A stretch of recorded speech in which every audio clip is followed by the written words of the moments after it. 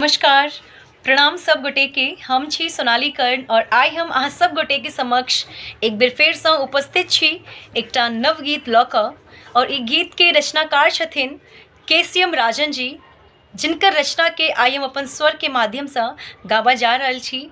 और एही के साथ हम उम्मीद करैत छी जे अहाँ सब गोटे के ई गीत पसंद आयत, और जो पसंद आयत तो एकरा शेयर करनाइ नहीं भूलब और कमेंट्स के माध्यम से जरूर बताएब ई गीत केहन लागल।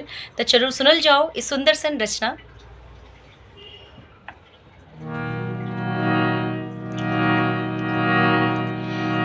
गौरी बड़े अद्भुत हम, गौरी बड़े अद्भुत हम देखल दुल्हा तोर हे, नई श्यामल ने गोर हे ना। गौरी बड़े अद्भुत हम देखल दुल्हा तोर हे, नई श्यामल ने गोर हे ना। सौसे अंग में भस्म रमोने, गर्दन विषधर के लपटौने। सौसे अंग में भस्म रमोने, गर्दन विषधर के लपटौने। बैसल बसहा पर, बैसल बसहा पर कर त्रिशूल डमरू डोर हे, नई श्यामल नई गोर हे ना।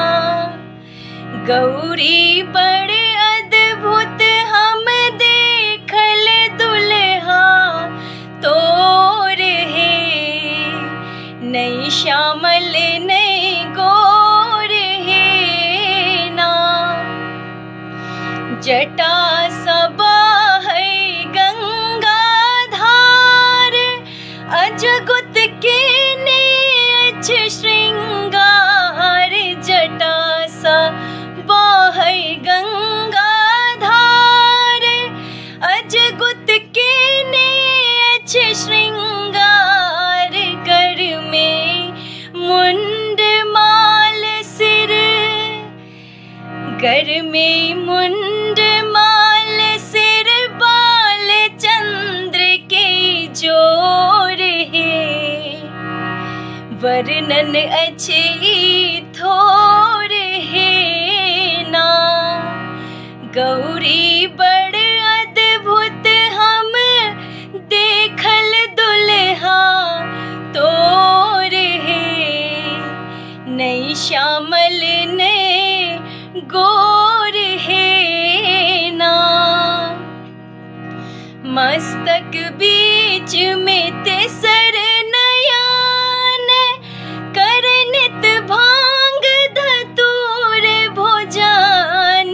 मस्तक बीच में तेसर नयन, कर नित भांग धतूर भोजन।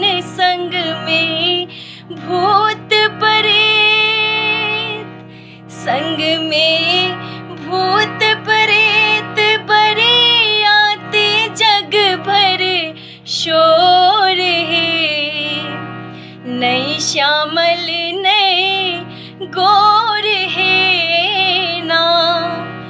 गौरी बड़ अद्भुत हम देखल दुल्हा तोर हे, नई श्यामल नई गोर हे ना।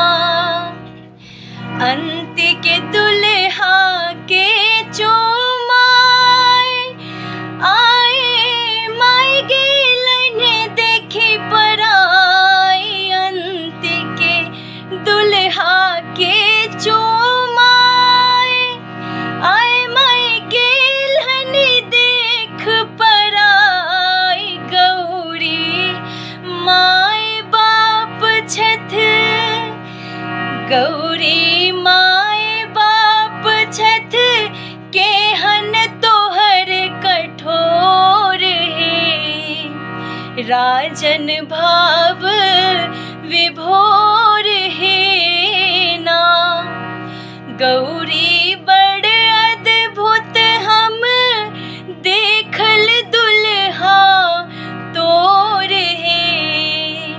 मैं ना